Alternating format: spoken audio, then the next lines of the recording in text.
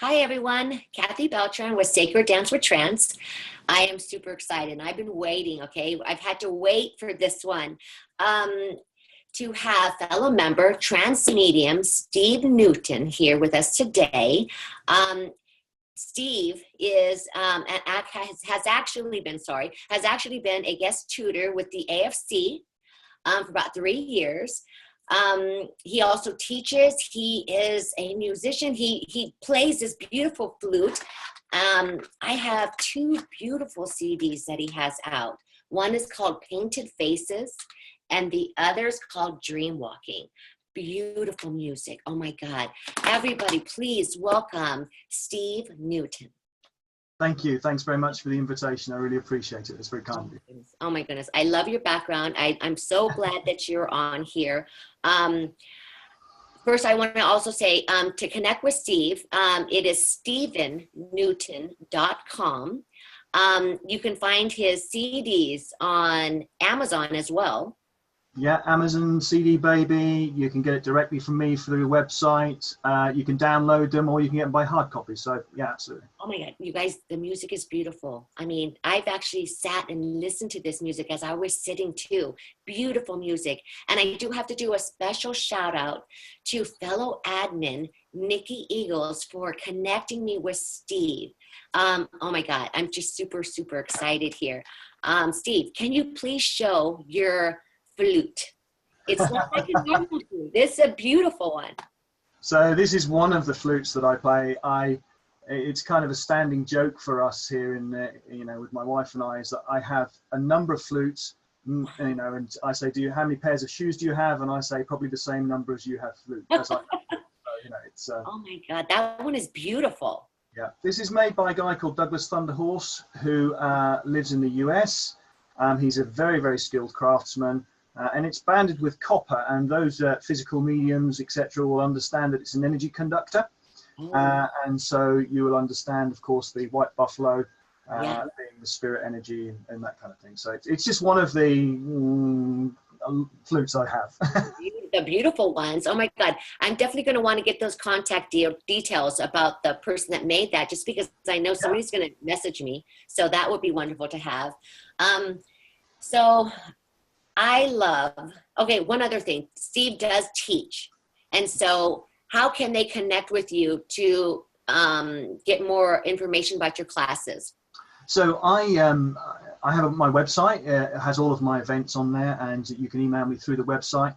Or you can contact my wife, and she runs a site called Happy Goblin Healing and Events. And you can find that on Facebook. And I'm not very good at admin, so my wife is does everything for me. She's the love of my life. She does everything. And we've just come back, actually. We've just done a week's tuition. I taught altered states and trance in the north of England, and we do that every year. It's called the Circle of Feathers. And if you're interested in that, we had 80 people, to give you an idea, 5, 6 different tutors, all doing different subjects.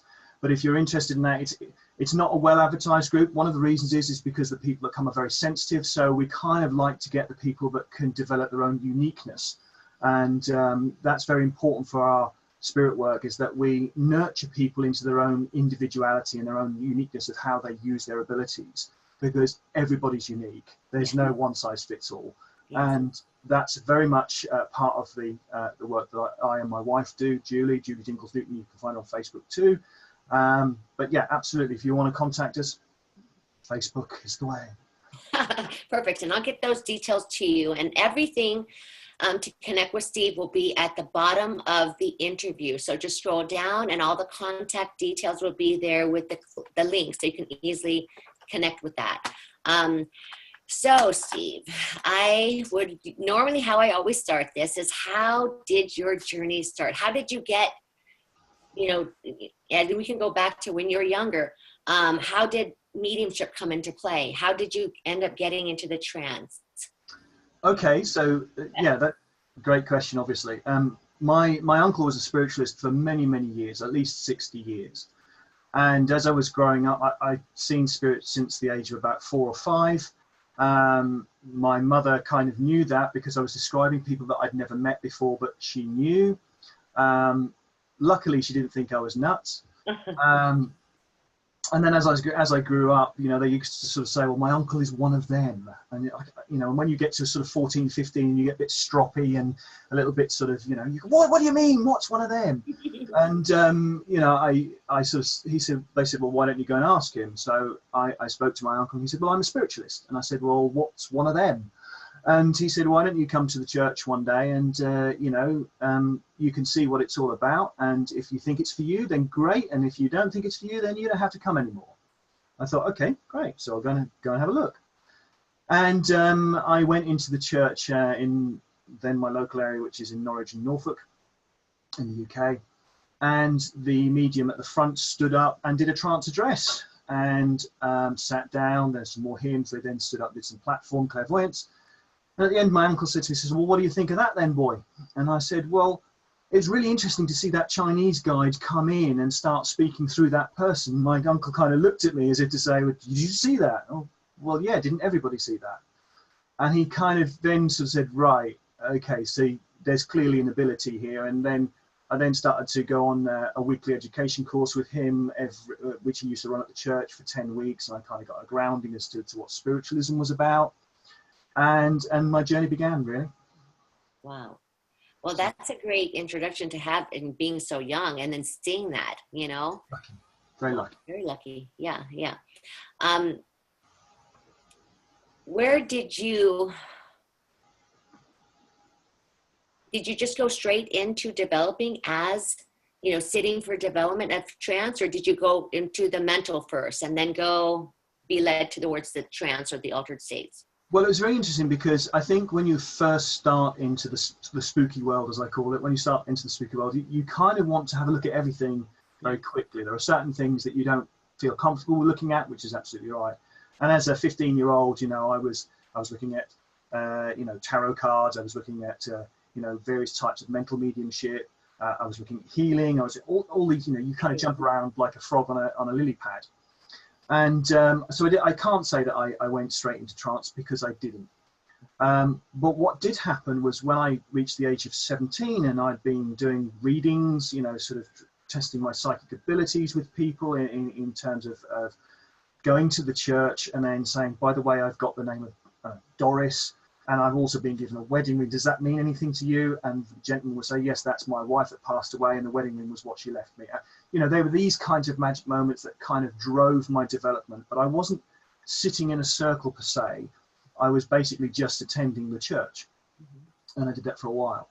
But when I reached the age of 17, I went to school with a friend of mine who unfortunately lost his father when he was 14.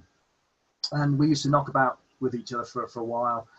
And I went around his house one day. There was 3 of us. The third companion fell asleep listening to some music, and I was chatting to him, and I suddenly dropped into what I now know to be an altered state.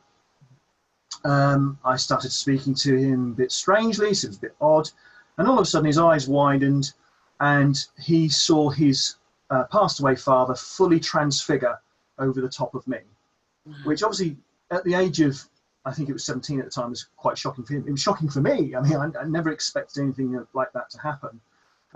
But I had been in the spooky world doing various things for quite a while. So, but such a short space of time, this phenomena happened.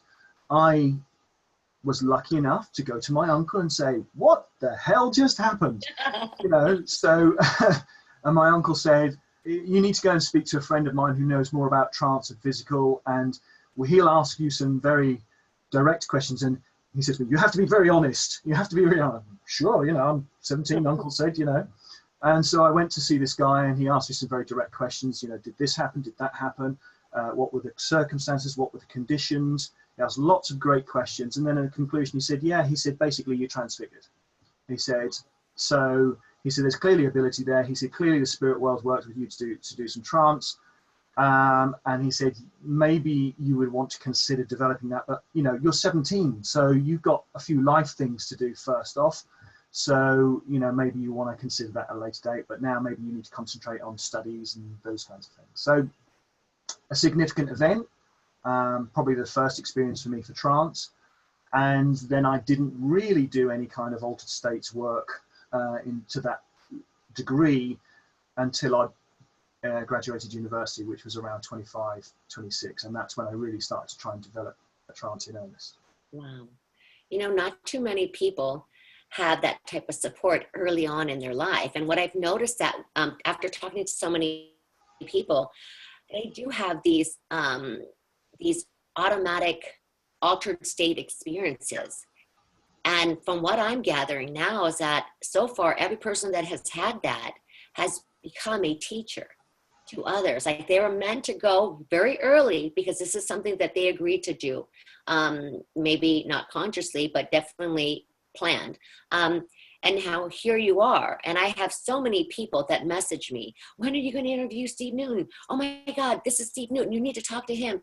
But I love hearing the stories because every single person so far has had this similar experience. That's right. But not everybody has that support, which is so beautiful that that was lined up for you to have. Well, I sometimes think, you know, because I quite often hear people say that, you know, they have a spirit contract or soul contract that they were going to do this, you know, when they came down to this life. And I laugh about it because I think I must have got drunk in a bar in the spirit world and accidentally signed something because, you know, how did I get to this point?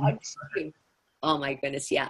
Yeah, I kind of think that too, but oh my God. So for members, we have a lot of new members joining. And I always have to look at the new members joining that they know nothing. They're just starting out. They're trying to understand. So they may not have watched all the other 30 interviews and this could be their first one. So what is your interpretation? What is trance mediumship? Well, it's a mental discipline, simply for me. It is a blending and a partnership with the spirit world. Altered states, of course, can be on an individual basis, so that you can certainly go into an altered state without the spirit world. When you're starting to move more into the trance states, then you are blending with the spirit world, a conscious being, a conscious soul. And trance can be used for a multitude of things. I think one of the things that is particularly interesting is that there's certainly a concentration on trance philosophy. And that's not always the case of what trance will be used for. And it's not always the case that that's what the spirit world want to use it for. Mm-hmm. One of the reasons I got into music was because having been in spiritualism, spookyism, whatever you want to call it, for 30 odd years, halfway through that, someone always will say to you, darling, you should be a healer. And, you know, I never wanted to be a healer. You know, I've never, in my head, I never want to put my dirty hands on somebody because that was the idea that I had as healing. I never really had that. But the spirit world are very clever because they then put a flute in my hand and then suddenly I became a healer. And, you know, you never really know what the trance and altered states is going to lead you to. And I would certainly, and you know, and I'm going to be a bit controversial here perhaps when I say this, but I certainly think that altered and trance states are a core skill in regards to mediumship. And I really do believe that, because I think if you understand altered states and your core trance abilities, then all of the others automatically link. Because when you're giving a tarot card reading, when you're doing healing, when you're doing anything else, you are in an altered state. Whether you know it or not, but you are in an altered state. Your brainwave patterns change, you start to look inward, you are in an altered state. So if you understand the premise and the structure and the mechanics of how altered states work, it will generally improve your mediumship across the board, in my view. Wow. Yeah, no, a lot of people actually say that, that as you're sitting, it actually enhances your mediumship, even if you're just sitting there to support somebody else, is what they tell me. You actually look very young. So say this started when you're 25. How many years have you been developing as a trance medium? Right. Okay. So let me say I've been in spookyism for 32 years. Wow. Okay. Well, you look very young. Thank you very much. I would say, in all honesty, for trance mediumship, I'm probably looking at 25 of those years, maybe. Yeah, between 23 and 25 years of trance. Yeah. Amazing. Amazing. Did you ever, okay, so some people, there's such different labels, you know, labels are hard because, oh my gosh, in the beginning, I would call it one thing, you know, meditation. That's what I considered sitting in the power. And there's always, you know, no, it has to be this way. It has to be that way. This is what it is. That's what it is. How did you develop? I mean, I know eventually you were led to maybe sitting in the power or meditation? Was this your experience? So there are a number of ways of developing, obviously. Meditation obviously is one of the greatest tools that you've got. Meditation really is about going inward and starting to observe. For me, observation is about observation. Yeah. Because when you start to journey inward, you start to see, feel, hear, smell, taste. You start to connect either with your inner self or you're starting to connect with the spirit world. And that is building a relationship with the spirit world. So absolutely, it's a great tool. Sitting in the power is different for me. And it's different from meditation. And let me explain it this way. Universal energy, universal power is a chaotic power. And by the way, let me just say that in this interview, if my answers don't resonate with your viewers, that's fine. And if they do, absolutely fine. Because a lot of my work is to challenge people's thinking, to reflect on it. And they will either accept or reject according to their experience and their views. And that's absolutely right. And through that process, people gain wisdom. Yes. And so, I'm fine if you don't accept it. But anyway, this is my thinking about it. Universal energy is chaotic. It's basically like candy floss. It's this lovely pink sort of cloud white thing, this thing that sort of knocks around because of the ebb and the flow of the universe. That's how raw energy to me is. Once you set an intention in that energy, you align all the molecules and you set that energy in a direction to act. And that is because the soul is a creative being. So consciousness is a creative person. I think, therefore I am, said Descartes. So let there be light, there was light. So there is the idea of creation. And that is from this universal soup, this power. And so whilst you're sitting in the power, you're getting used to this energy. There's no intention about it. The intention is to get that energy moving. And one of the ways of getting that energy moving is to sing, to use music, to breathe, to send a conscious thought through it, to do something, a bit of rock and roll, a bit of Chuck Berry, whatever. But it actually gets that soup moving. And then you set the intention for it. And that intention might be to sit for trance development. That intention might be to sit for physical development or for healing or for whatever the purpose of your spooky work is. Maybe it's to journey, maybe it's to view somewhere else, whatever. But that's where your intention sits. So when I hear people say they sit in the power, absolutely sit in the power. And it's a little bit like becoming a marathon runner.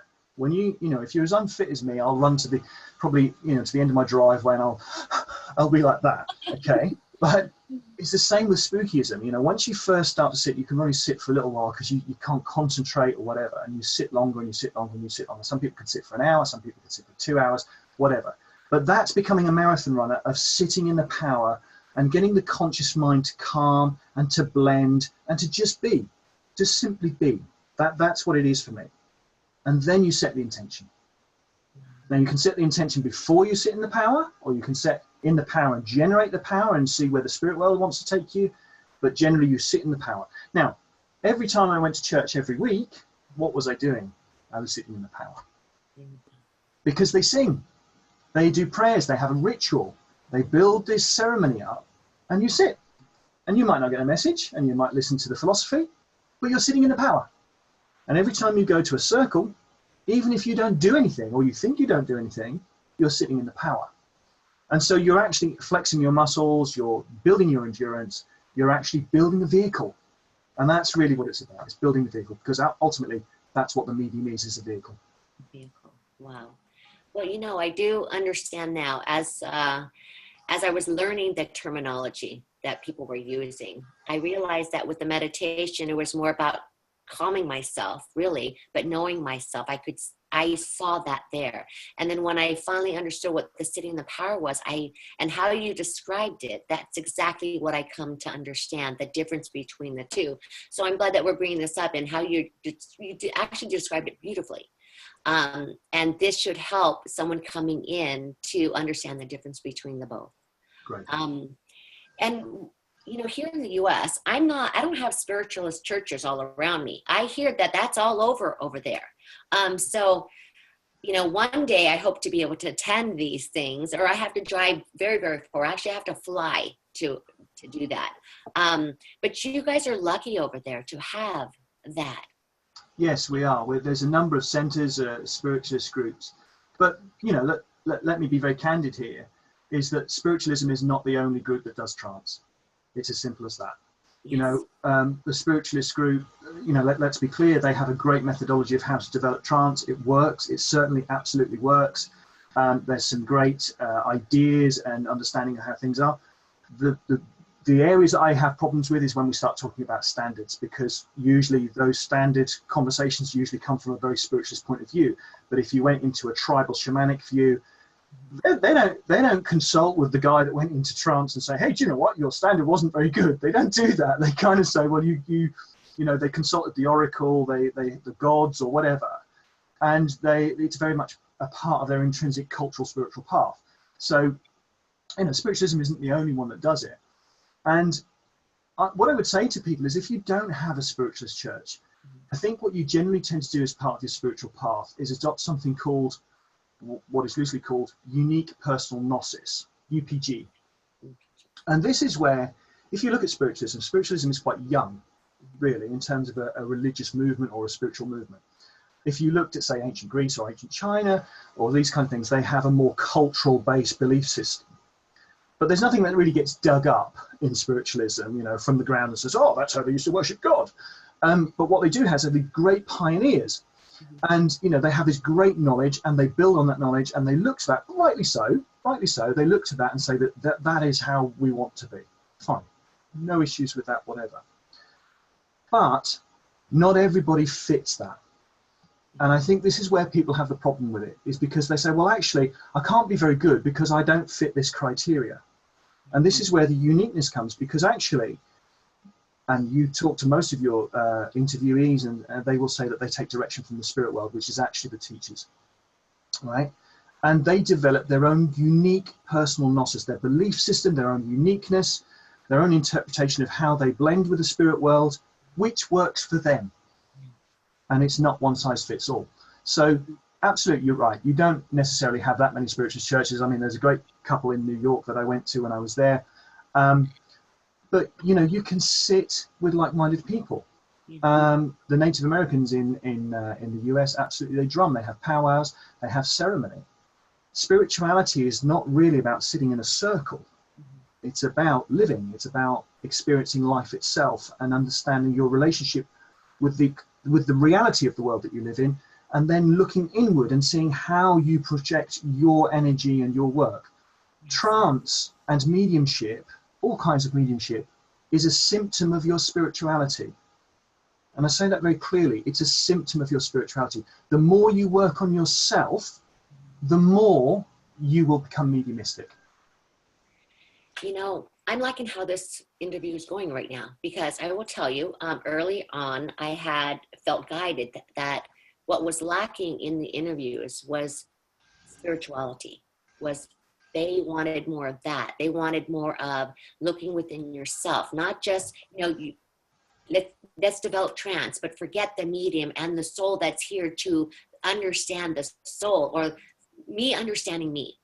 And so what I'm finding is that every single interview since then has been adding that. You know, that's not a part of my, you know, what I'm going to ask, but it's beautiful. And I'm so grateful that you're bringing this element in here with us today. So I'd like to say this, you know, for the guys that are developing trance, you should ask yourself this question: why? Why are you developing trance? For what purpose are you doing it? Is it because you want to have this philosophy coming through? Is it because you think that you're going to be able to heal people?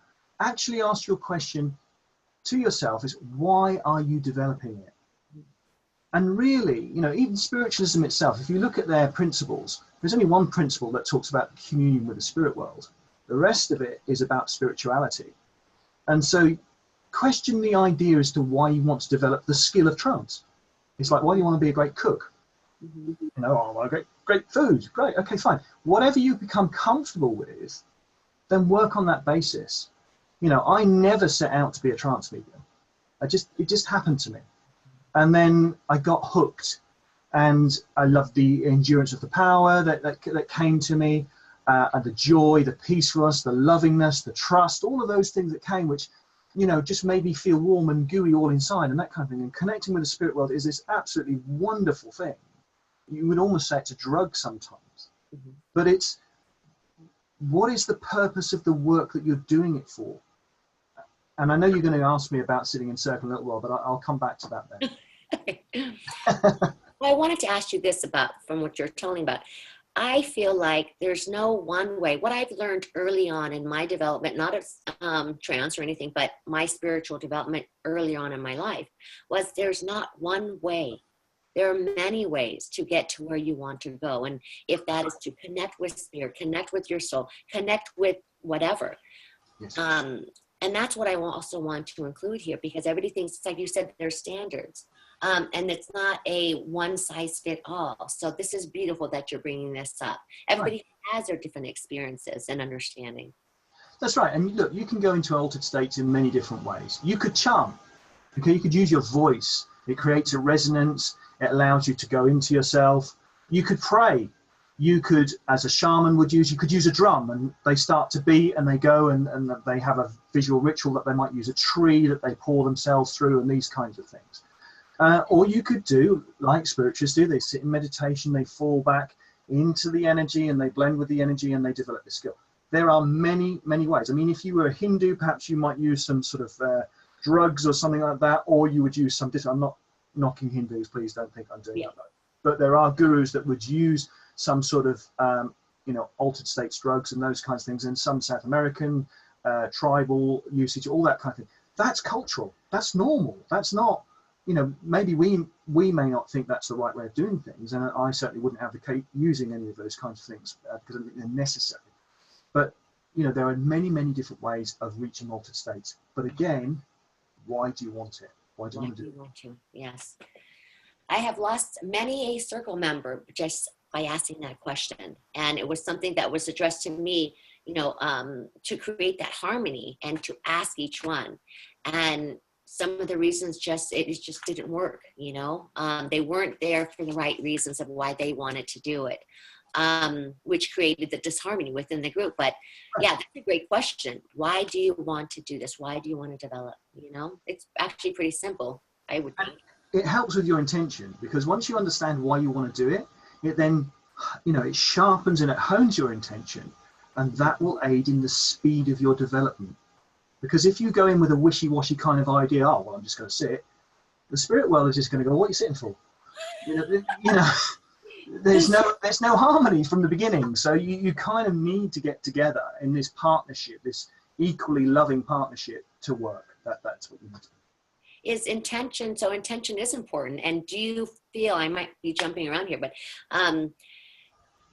is your intention set the same every time, or does it change every time you sit? No, it's the same for me anyway, certainly. I want to link with the highest and the best, those that are solely motivated by unconditional love, those that will come without restriction, really. That's kind of where we are. That's beautiful. That's very beautiful. So we are now at, do you currently sit in a circle? Are you still continuing on with that, or are you teaching? Some people have stopped doing their circle and they're actually teaching and sitting with their students all the time. Yeah, I don't currently sit in circle. One of the reasons that you've got this wonderful background is it's hiding lots of boxes because we're about to move house. Yes.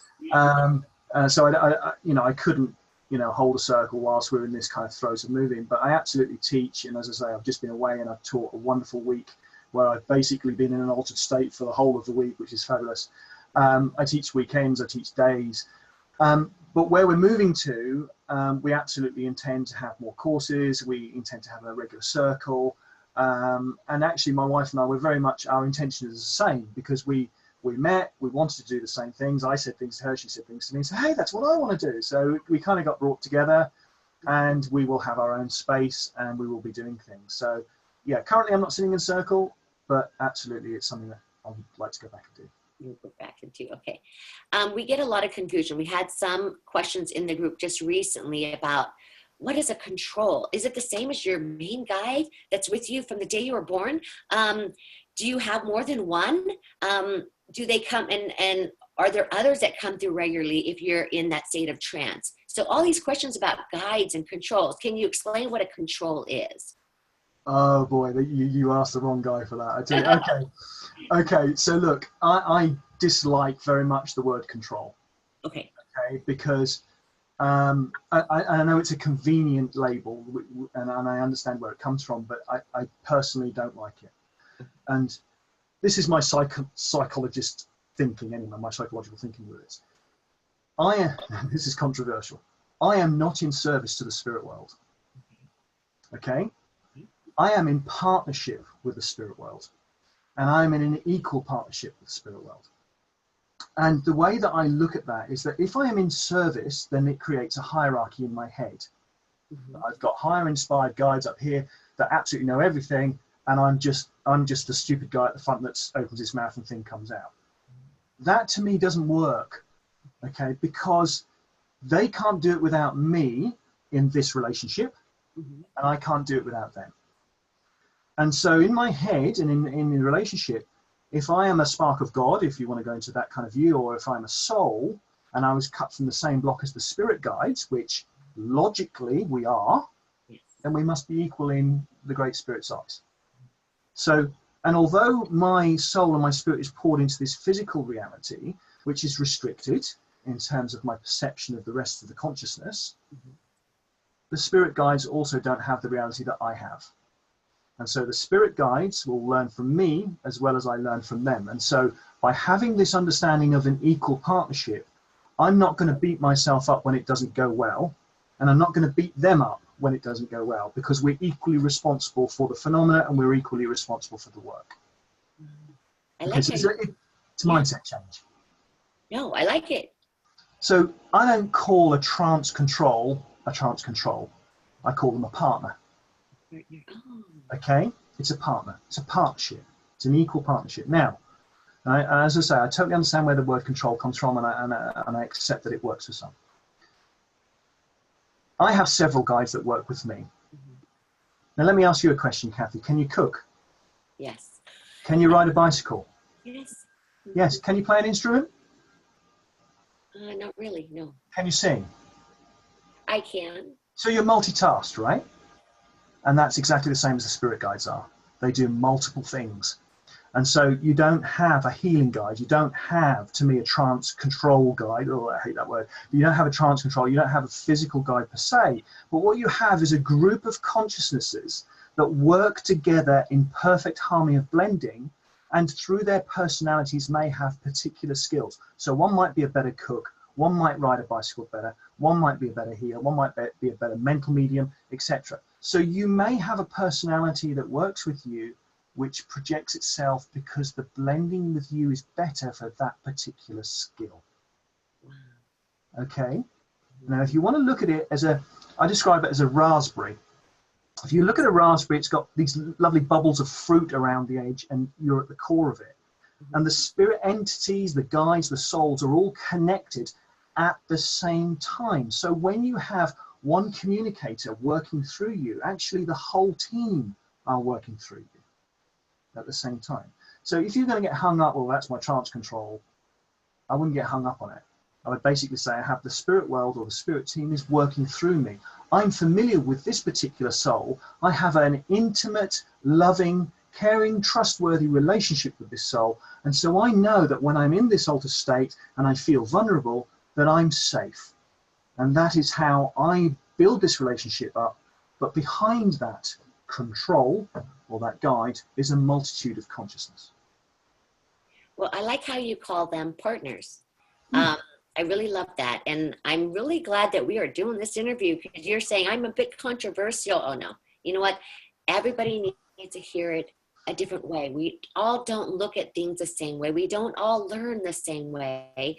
And I might need to hear it this way versus by the book, and this is it, and this is what it's called. And you have to, it's got to be, it's a control. That's it. No ands, ifs, or buts. But so this is very refreshing, very refreshing. It's a unique personal journey for everybody. And like I said, you can reject what I say, but, think about it. And if it works for you and it helps you with your development and with the journey of your spirituality, which is the key point for me, then absolutely, please think about it. Beautiful.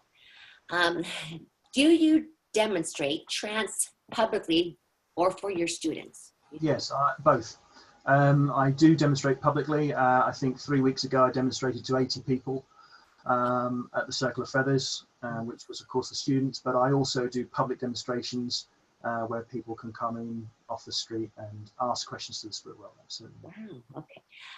Do you have to prepare differently for your demonstration? Okay. Yeah, I absolutely do. I do platform mediumship too. And of course, when you're doing platform mediumship, you start to work into an altered state, but the level is not really as deep as you would go in terms of spatial awareness, in terms of consciousness. So generally, if I'm going to do an evening of trance or an afternoon of trance, which usually lasts between an hour and 15 minutes, an hour and a half, I will sit quietly, basically be on my own. I will be the grumpiest guy in the world. It's almost as if I haven't had any sleep for 3 days. I listen to some music, I bang a drum, I start to play with energy in my mind, I start to feel the sensations go through, and that's usually about 3 or 4 hours before the demonstration itself. And of course, when I'm on my own, I have to drive there as well. So generally the spirit world are very clever because they give me back my faculties to be able to drive to get there, which is really useful. And then once I'm set up, I just tend to just drop very quickly back into the altered state because the base power has been generated, the base power is there into a lockdown, and then they kind of release the beast and let the power flow. I'm also lucky in the sense that in the majority of cases, my wife comes with me and she sits next to me, and she is a fabulous support because she basically goes unconscious, doesn't speak, doesn't do anything, doesn't move, and she's used as a power converter, which allows the speed and depth of the trance state. And so the partnership between my wife and I is fabulous for that. Wow. And I have heard of that, like members of your circle or people are used as a battery, They call it a battery. So let me stop you there. Okay. Let me know what you So battery. Okay, so I would not call them batteries. It's easy to call them these things. Absolutely right. I would call them converters. Because if you have people that are using their own energy, you're not using universal energy. And a converter would bring the power through the body and bring the power out. And of course, if you have an individual nodule or mode or person that is in this reality that can convert the energy into what's required here, then they're more of a converter than a battery. Well, okay, I actually like how you said that. See, yeah. This is gonna be a great interview. Everyone's like, what? Batteries run flat. You see, batteries run flat, but can be recharged. But universal energy does not run flat. It is just there. Okay, perfect.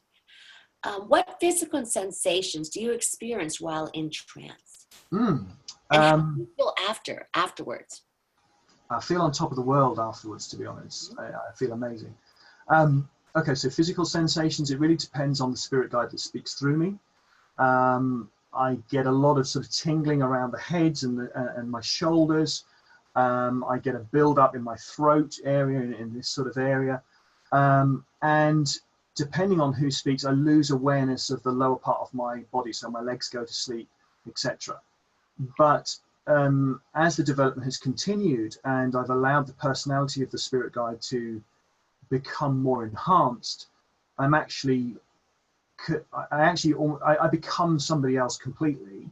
And although I am aware of what's being said, the sensations of that personality is pushed through my auric field, and so I can start to feel those in my body.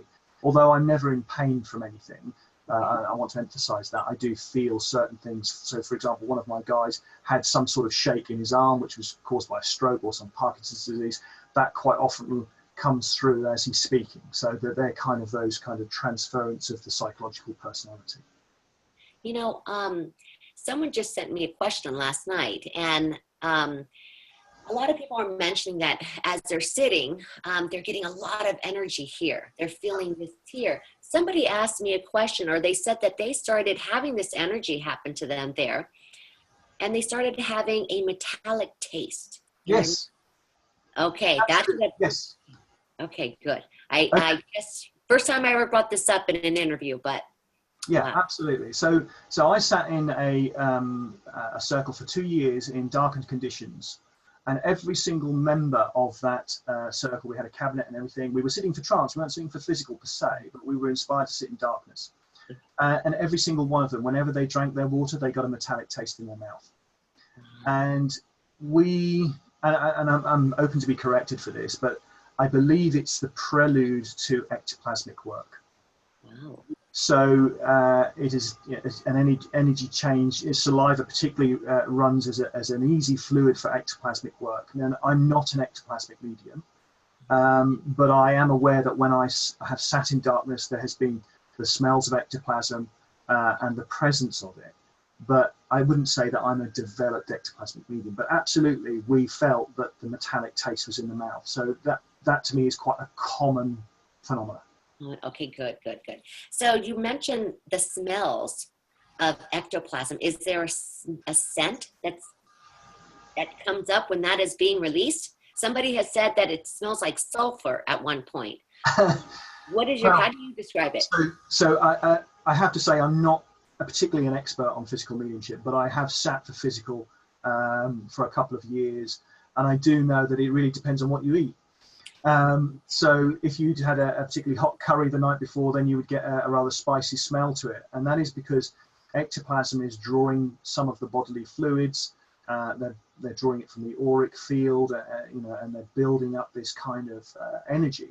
So of course you're part of it. So if you have a fluid which is being drawn from your body, and you know, I generally smell ectoplasm to be a very earthy, musty kind of smell. You know, but it really depends on the medium themselves. Okay, very interesting. I don't think we've talked about this really at all in any of the interviews. What does it mean? I've heard so many people operating as a trance medium in a light, medium, or deep state. Are we looking to go towards the deep state, or can we do trance in different states, in the different light, medium, and deep? Yeah, well, okay. Look, I challenge anybody to say that when somebody is in trance that they are at X amount of level of depth, because the fact is, even the medium doesn't know, and the sitters don't know what the depth is. They don't. They have an idea, they have a good idea, and there are a number of symptoms that will tell you when someone is in a good state of trance. The flow, the words and phrases flow, there are very few ums and ahs. You feel the presence of spirit, you feel the depth of spirit, you feel the energy, and then really, you know, everybody's primary sense is clairsentience. Yeah. And so if you feel the presence of spirit, and you know, the words and phrases should be uplifting, they should be highly inspired. It shouldn't be saying, oh, how was the hamburger last night? You know, that's not really kind of what we want to see.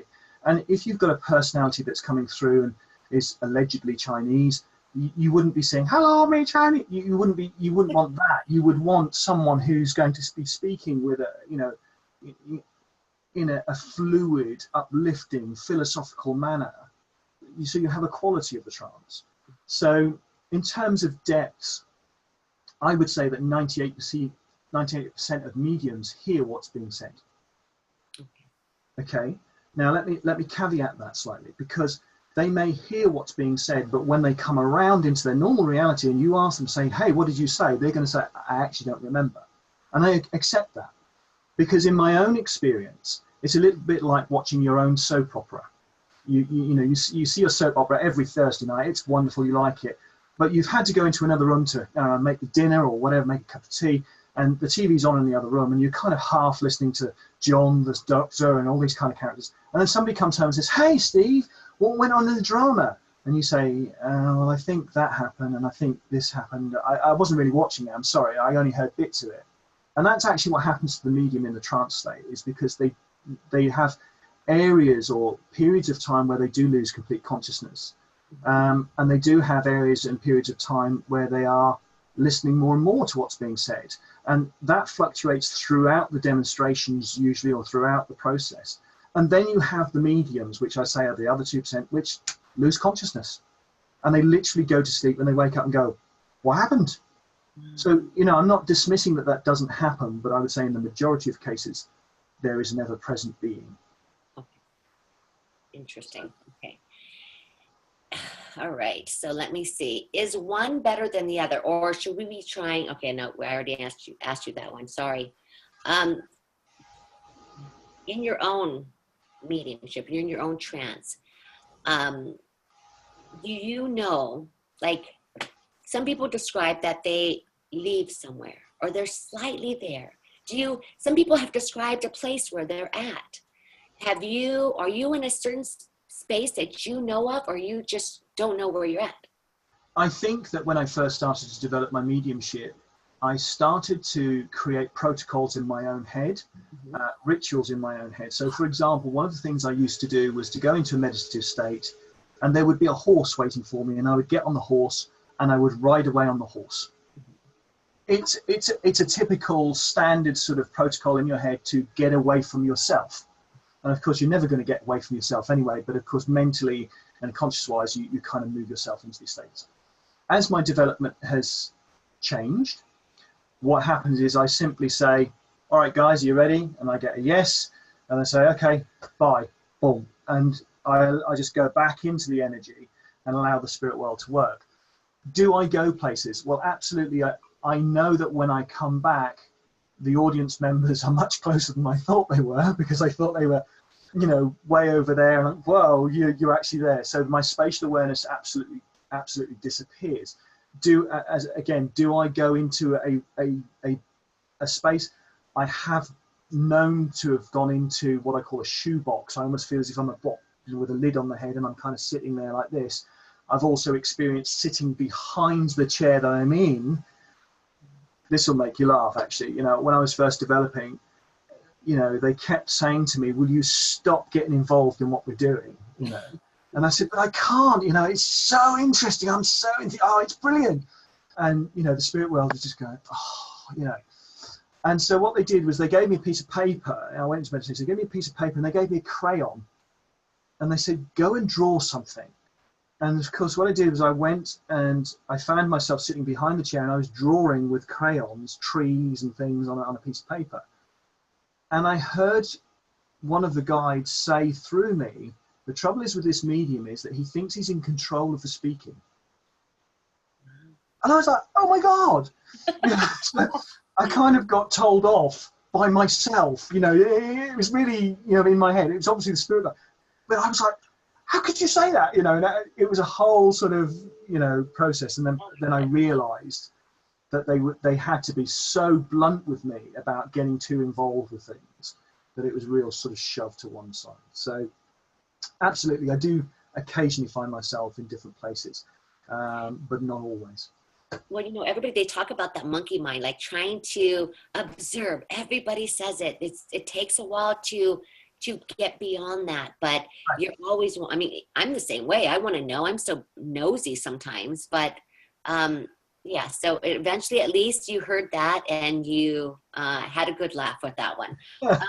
So the monkey mind's a great example, because, you know, I quite often hear people in circles say things like, okay, so quieten your mind, you know, empty your mind. Ask me to do the impossible. I mean, you know, you cannot empty your mind. It is not possible. And this is where you get the idea of the Eastern philosophies, where you occupy your mind with something mundane. Breathing, for example. Concentrate on breathing. Occupy your mind with a singular thought. Occupy your mind with a drum beat.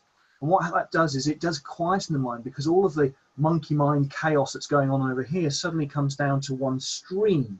If you imagine that the consciousness of your mind flows through this way, then what you're doing is you're squeezing your consciousness to one side and you're allowing the spirit world to use the rest of the river of the mind. And so this is where the blending of the equal partners come in. And as soon as you send a thought down the river of the mind, you elbow out the spirit world. Wow. And so this is why it's very important, in my view, that you understand that there is an equal partnership, because basically you're getting in the same pool of water and you're not trying to push them out and they're not trying to push you out. You're actually blending. So you're actually swimming around in the same pool. And if you understand that, and you know, and that's the skill of the medium, is to give themselves up, to give up their conscious space, their conscious mind to someone that they trust. And that is why the blending in connection with the spirit world is so very important, because you don't let strangers into your house. You let people that you love and you trust, and you'd go up the shops to go and get some milk and you'd leave them to watch telly. they're the people you trust. Yeah. You wouldn't do that for a complete stranger. No. You actually described something so interesting to me, because how you said how it comes out this way and you feel like you're being this way. I don't know how you said it, but I completely understood that, because I feel that when I'm trying to go, and other people that have told me the same thing, is that they feel like they're being pushed this way. Right. And yeah, so wow, makes sense. I just loved how you described it. So if you look at clairvoyance, for example, and not everybody, and again, I put this caveat, not everybody's the same. Generally speaking, when you see an image with clairvoyance, it's to one side. It's not here. It's not here. But if I said to you, think of an apple or think of a pencil, generally, let's think of a pencil, your image of your own mind would be right in the middle there. I'm trying to get that right on the camera. It would be there. That is where I would see my pencil. But when the spirit world gives it to me, it gives it to me there, because it's sharing my conscious mind. So I know that when I do clairvoyance, that if an image is there, it's from the spirit world, and it's not mine, and it feels differently as well. And so I know that the flow of the conscious mind works this way. And then when you work into the trance states, you have to share that palette. The spirit world are not going to recreate the wheel. They're really not. They're going to use what you have, your imagination. They're going to use that little voice in your head that counts to 5. They're going to use all of those things. It's going to feel different. It's going to look different. They're going to somehow differentiate that. And that's more of your mental mediumship skills. But when you come to a more closer relationship with the spirit world, which is what trance is, it's very intimate, really. That is when you have to give up yourself, your conscious will to live, in essence. I really love how you are describing things. It's really making me think about things. How long did it take while you were developing before you started to experience trance speaking? And I ask this question because people think that sometimes it's going to happen the first day they start, or, you know, and some people say that it stopped and then it took 2 years later. So how can you share your experience with that with us? Yeah. Yeah. 2 weeks. 2 weeks. Wow. Yeah. And okay, so look, you know, as I said earlier in the interview, my history is that I've kind of been in spookism a while, and when I really sort of sat for development of trance, I was 25, really. Obviously, just last year. So I went to an open circle in Sheffield, in the centre of England, and I didn't intend to go there to develop trance at all. I went there just to try and develop my mental mediumship. I just wanted to get back into my spookism. I kind of went along. There was about 7 or 8 people at this open circle. And I sat and I went very deep, and I felt very groggy. I didn't give any messages. Okay, fine. Went back the next week. Same thing happened, except this time there was a massive build-up in my throat here, and I had the urge to almost shout out what I wanted to say. I was like this. And luckily the leader of the circle there, and I think we had about 12 people the second week, said, okay, can you just stop for a second, Steve? Just say whatever's coming to you. And this booming voice came out of me and spoke for probably about 5 or 10 minutes. I honestly can't remember how long. And I came out and I went, what happened? Oh, what? And she said, that was just trance. Don't worry about it. You did really well. We'll have a look at that later. And so I kind of went back through my notes and things, and you know, checked back with the history that I'd had. I've been in a while. So, okay, now I kind of understand what those feelings were now. And by the 5th or the 6th week, it was, I have to say, really, really interesting. We had an incident over here in the UK called mad cow's disease, and it's when we slaughtered lots and lots and lots and lots of animals. And it was clearly important to the spirit world that they needed to say that this was our fault and that we need to take responsibility for it.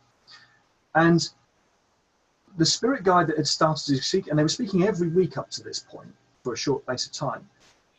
By the time it got to about the 8th week, they were speaking for about 10 minutes, I think, in total, in a really good flowing way. But there were 32 people that had arrived for the open circle from a standing start of about 6. So over the weeks, more and more people were turning up to the open circle until it got to this piece. And then this massive 10 minutes worth of things about what was going on. And to me, I mean, maybe I'm putting too much credence to it, but I kind of felt that the spirit world had brought these people to hear this piece because it was really important. And then after that, after that, people said that the trance in that particular area settled down, and I wasn't doing as much. We were kind of concentrating on messages, which is what the circle was meant to be for.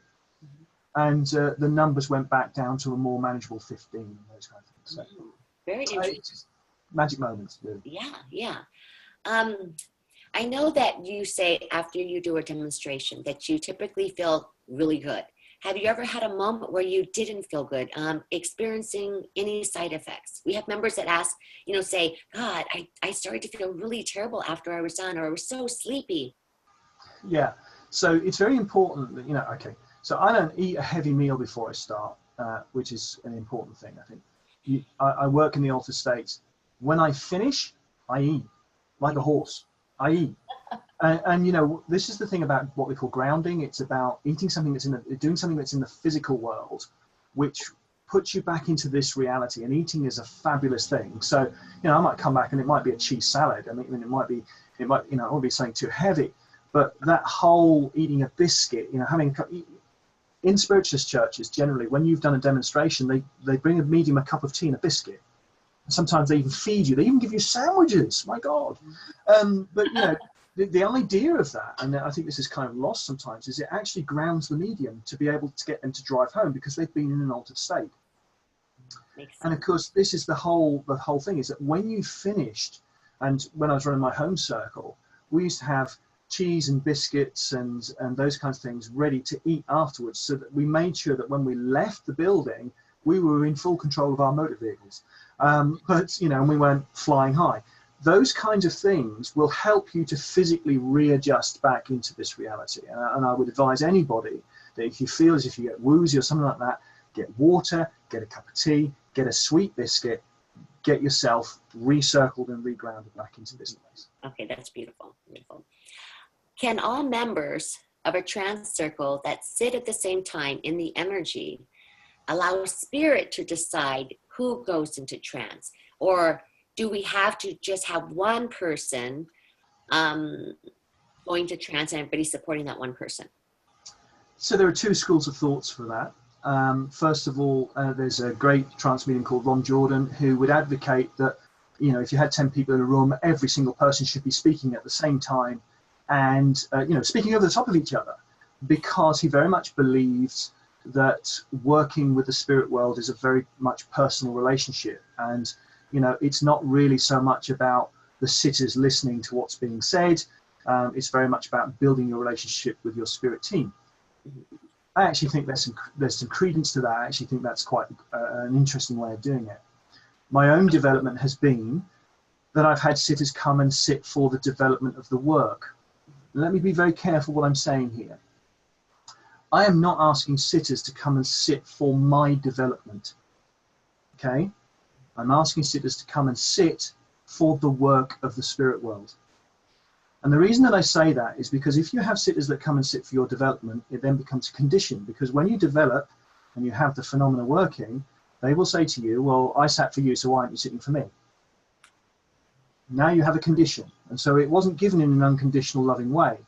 But when you sit for the work, you're sitting for the work of the spirit world and sitting for the work of the development of spirituality. So personally, I think I've had the best results when I've had some absolutely fabulous sitters come and work with me. They've all gone on to be really good mediums themselves in their own rights, in their own unique ways. And I've been very lucky in that sense. And I think that's probably the best method to do that. But I also think that sitting by yourself, sitting in the power, sitting and connecting with the spirit world is also an extremely important thing. And even if you do that in pairs, that's great. Okay. I think that's good. Okay, that's great to know that. Wow. What has been the most difficult thing for you to overcome in your development? My massive ego, probably. You know, I say that very tongue-in-cheek, but I probably think that's true, because I'm a very willful person, and I sat in circle for 6 years with a lady called Eileen Bruss, and she said something to me once, which I shall never forget. And she said, if you want to be a trance medium, she said, you have to have nerves of steel. And she said, because your mind will create the most wonderful of beauties, but it will also give you the most unimaginable horrors. And so it's always important to feed your mind with the right criteria. My ego, which is as big as a double-decker bus, and let me explain that as well. It's not that I think that I'm the best thing since sliced bread. It's that what I call ego specifically is my will to survive. I studied martial arts for a lot of years, and when you get knocked down, you get up again. And you know, it's this fight and this will to live. And what that does is your strength of will, your id, your ego, whatever that is, your right to survive is very strong.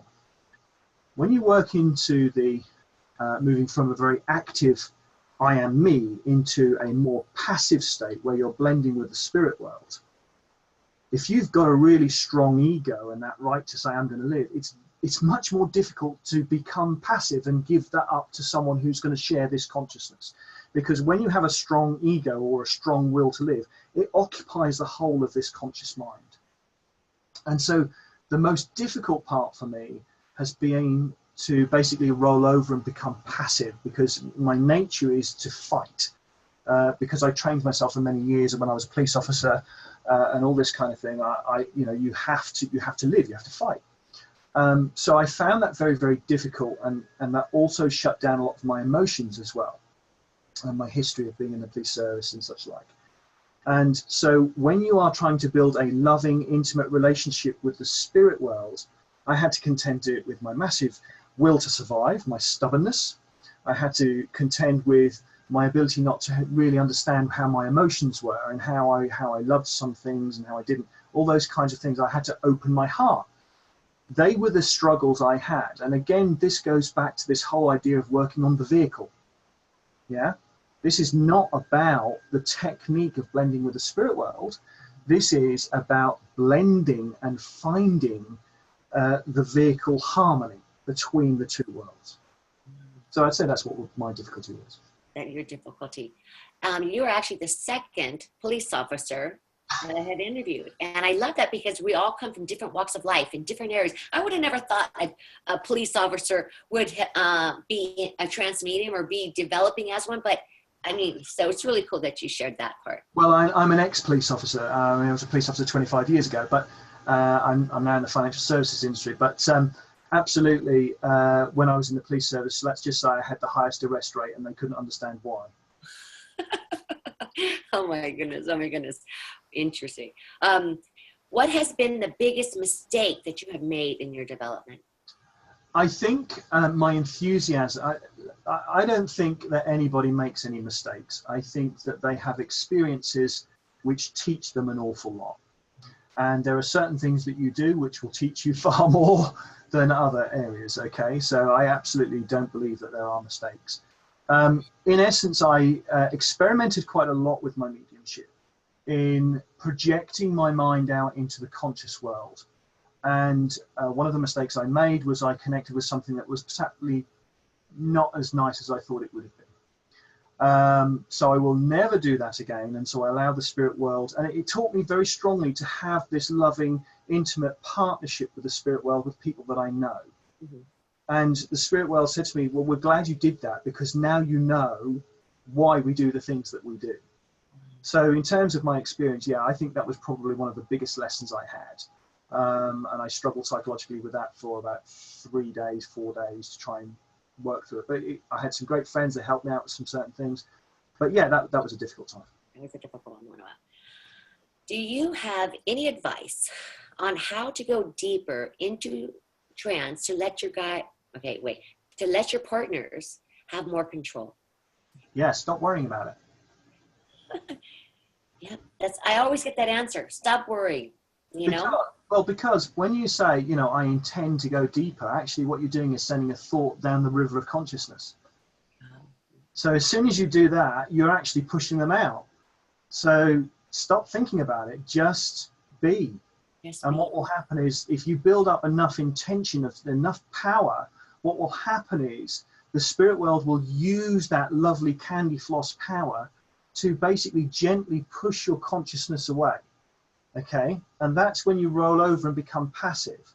So in terms of deepness, generate your power, generate that power in the circle, build it, really get it rocking, and then sit, and then become, as you know, just become gentle, just become lethargic, just go, oh, what the hell, and then you will go deeper. Wow.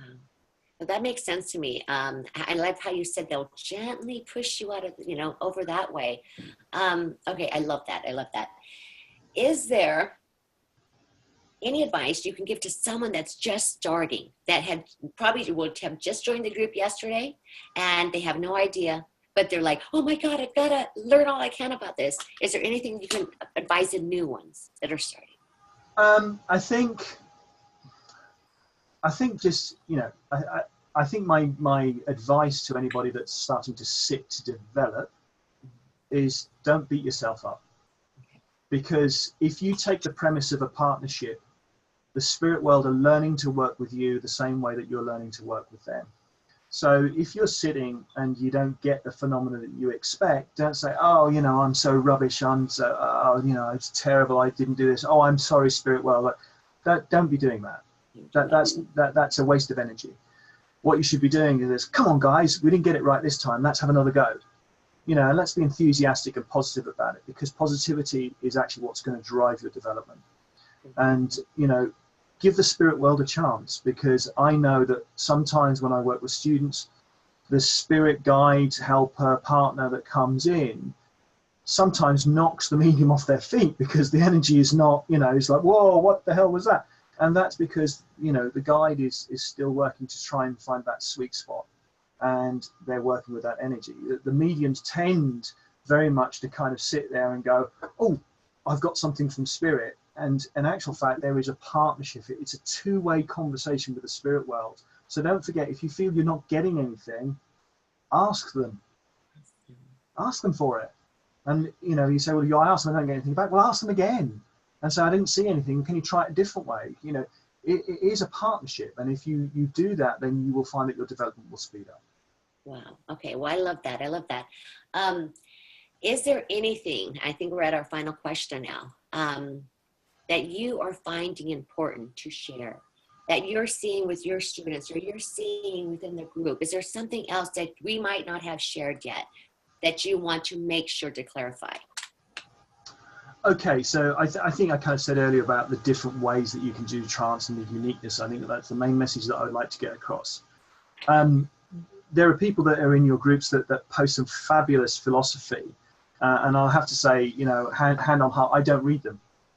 And one of the reasons that I don't read them is, I'll go back to my comment about feeding the mind, is that if I read somebody else's philosophy, the philosophy that comes through me may, because it goes through my mind, may be populated by something that I've read.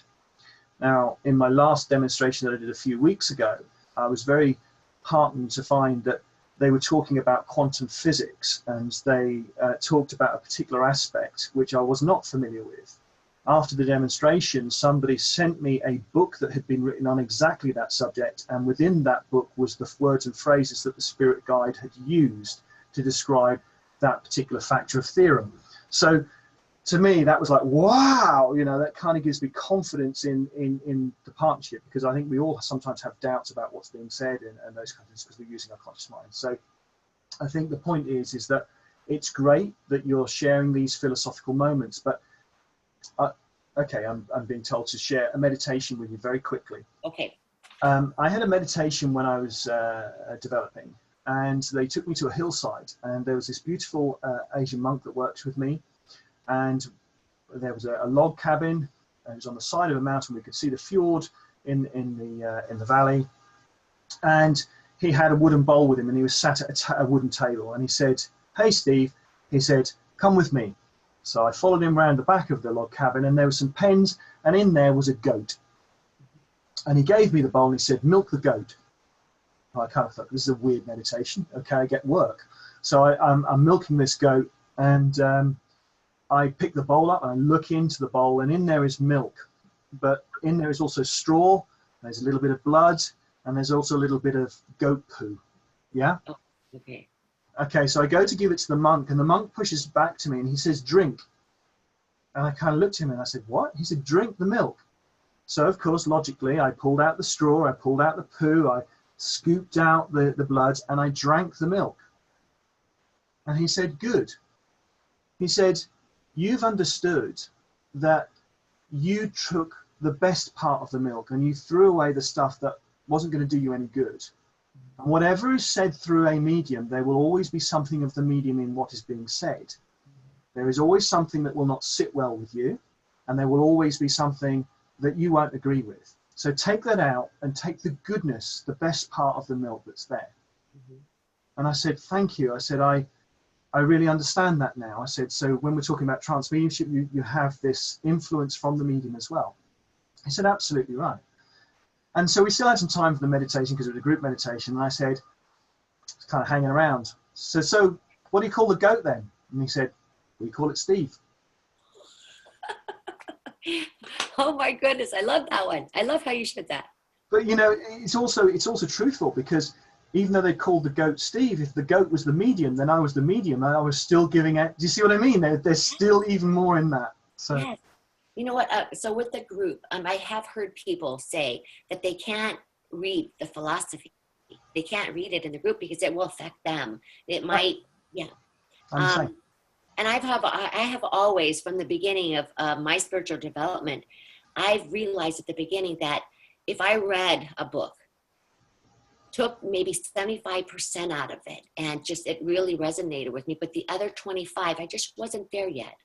It didn't mean that 2 years from now or 2 years from that time that I wouldn't be. And that's absolutely right. And that's because whoever wrote that book has written it from their perspective. And this is why the community of people and sharing, and this is very much fundamentally goes to the work that my wife and I do, is where we create a mirror for people to look at themselves and look at their perspective.